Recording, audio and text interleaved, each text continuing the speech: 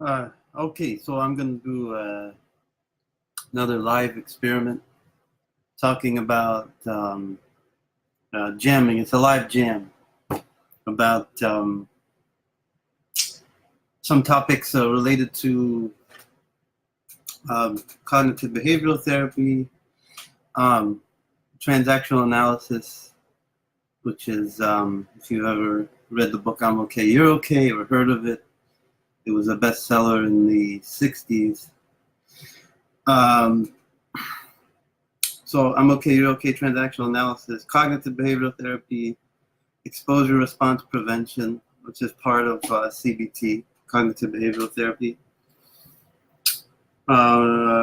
self-esteem, self-worth, which is really covering I'm sorry, that's what I believe that you could say is kind of the crux of what I'm Okay, You're Okay is addressing, amongst a lot of things, but maybe the essence of I'm Okay, You're Okay is trying to help us redeem our self-esteem, um, and understand what it is and what affects it, and how do we help ourselves.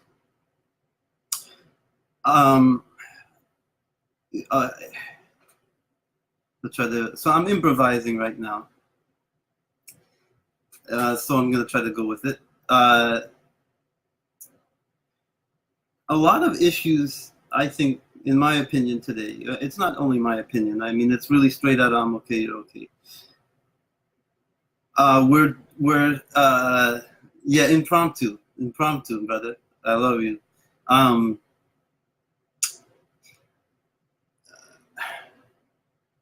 Okay, trying to think.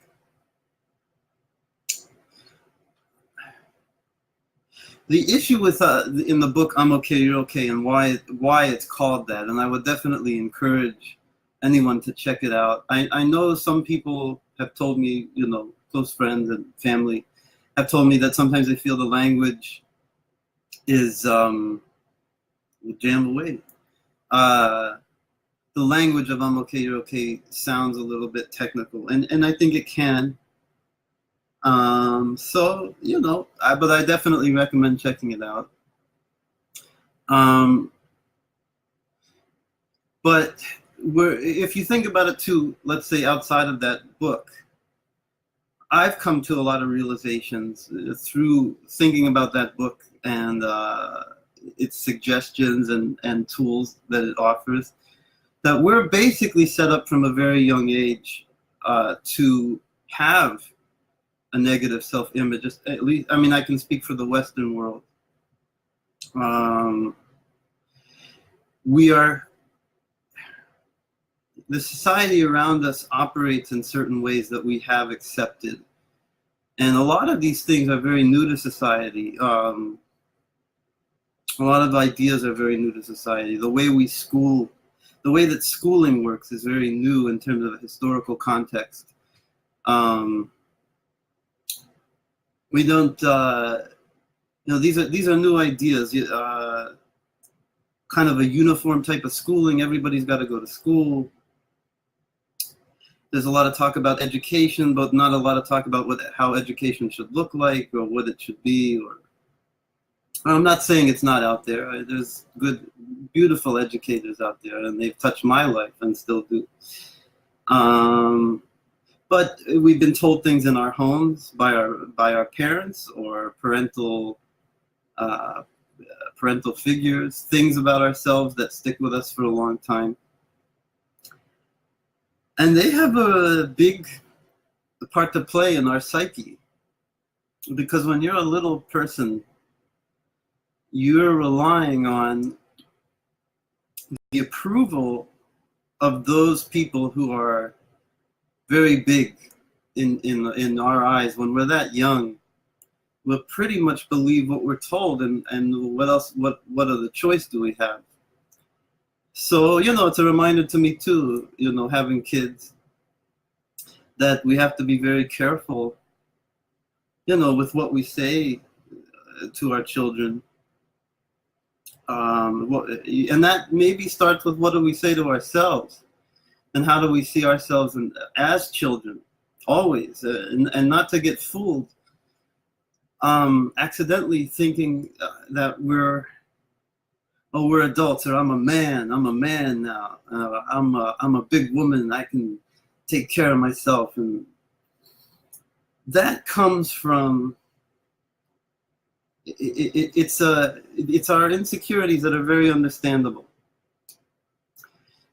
But if we have really negative self-impressions, and that we base our self-worth on how other people seem to be faring up, because everything is external and we never know what's going on in somebody's life. So that's an issue, because our okayness, our sense of wellness, that I'm okay and worthy, is not coming from inside of ourselves. It would be coming from an external source.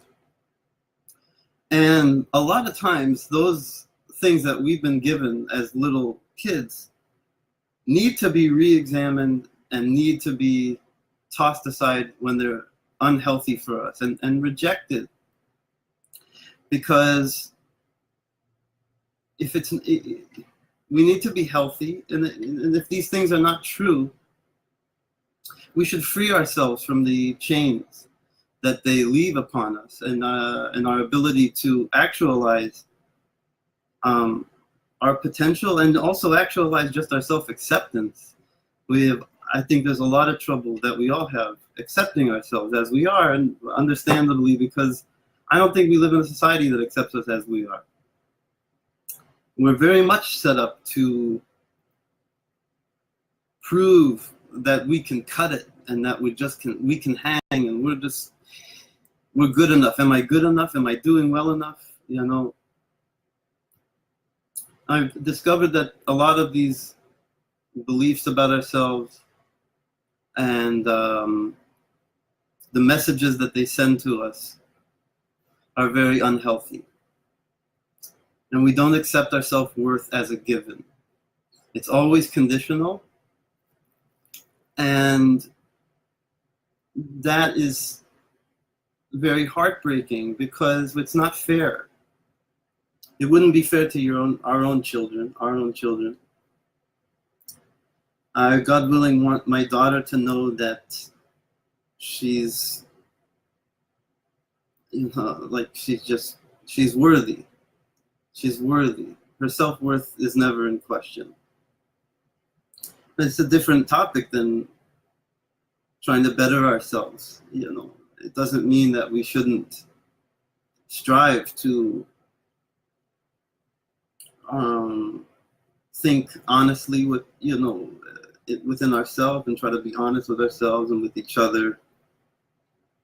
And no, I think that's all part of it. And a lot of it is just what comes with self-honesty is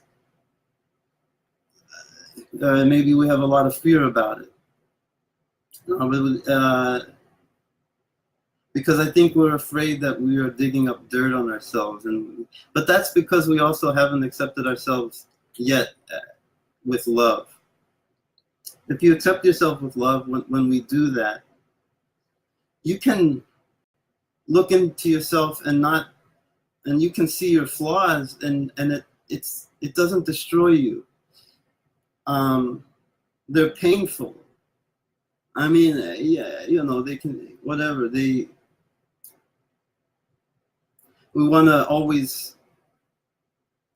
don't want to focus too much on our flaws. That's true too. Because maybe we're too good at it. Maybe in these generations, we're too good at focusing on our flaws, and we don't know how to love ourselves. And I'm still learning how to do that. I'm in recovery, let's say. But a lot of this problem comes from what we've been told from a very early age, and that's probably been heard by anybody who might be watching or whatever. Certainly, that concept is it's echoed in so many places, that the early impressions that we have really shape our thinking, and it's an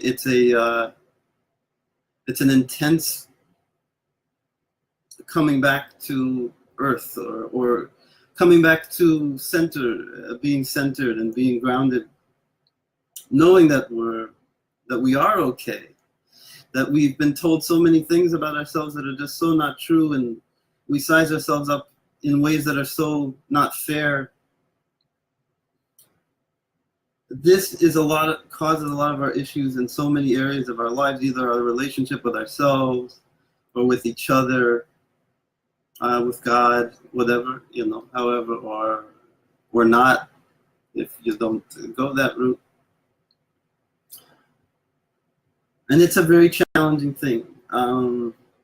So self-acceptance is very crucial. And it's not easy. I don't think most of us have not been taught it. I think most of us have been taught to doubt ourselves and to prove ourselves, prove that we're worthy. And if we don't prove that we're worthy, then we're not worthy. And that's maybe the foundation number one for, with that stuff. I'm struggling with this. I'm struggling with this myself. Maybe foundation number one is unconditional acceptance of ourselves. Because we're going to have to unconditionally accept others. And we do have to unconditionally accept ourselves with all of our flaws. But we also have to see the good things in ourselves, and we have to be able to, thank the universe or God, or however you want to think about it, for the blessings we've been given, and to also understand that our flaws are hidden blessings. And those hidden blessings come out when we work on those things. And when I say flaws, I don't mean imperfections per se. I mean the things that we struggle with.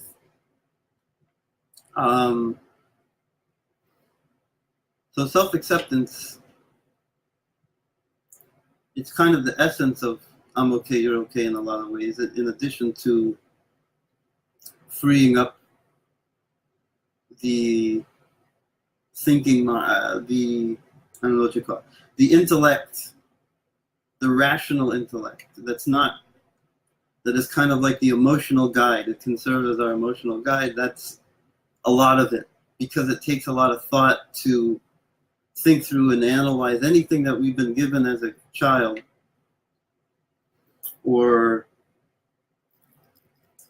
pick apart how we view ourselves, and throw aside what's not healthy, and try to love ourselves a little bit more.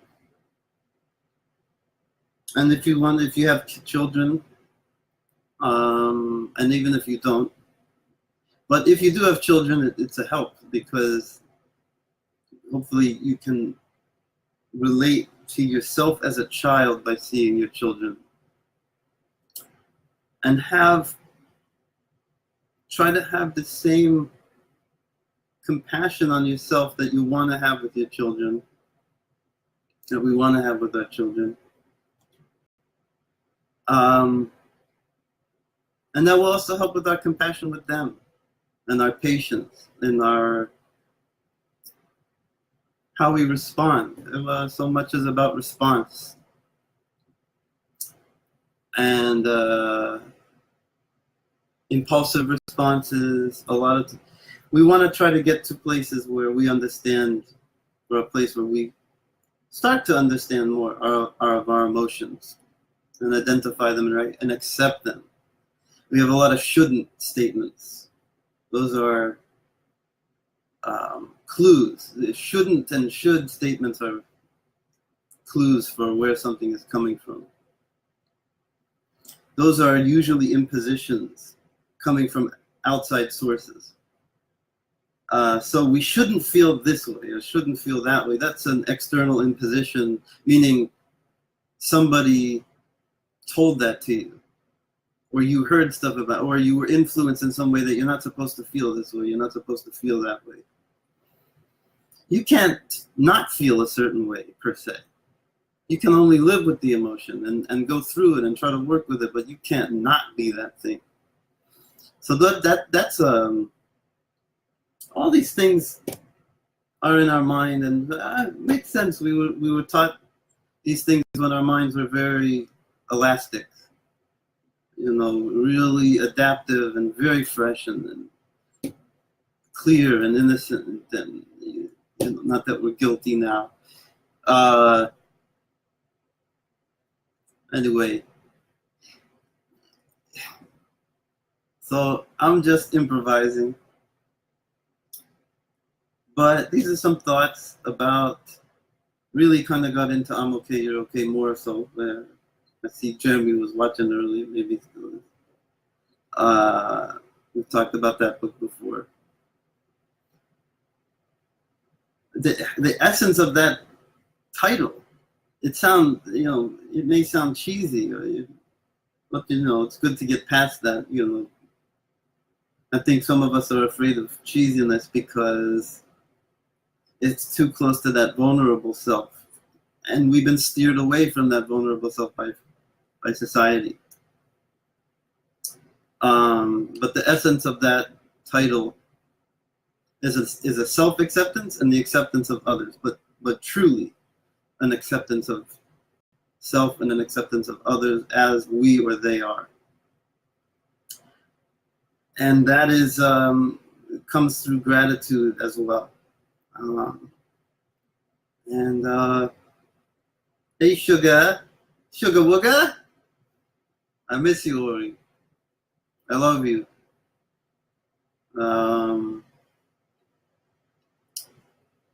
Anyway, maybe that's where I'll stop. I hope it was enjoyable to anybody. Have a good night. Ori, much love. I'm so glad to see you. Hey, Sugar Wooga. Much love. All the best. Hey, Ruben, Judah. Good to see you, man.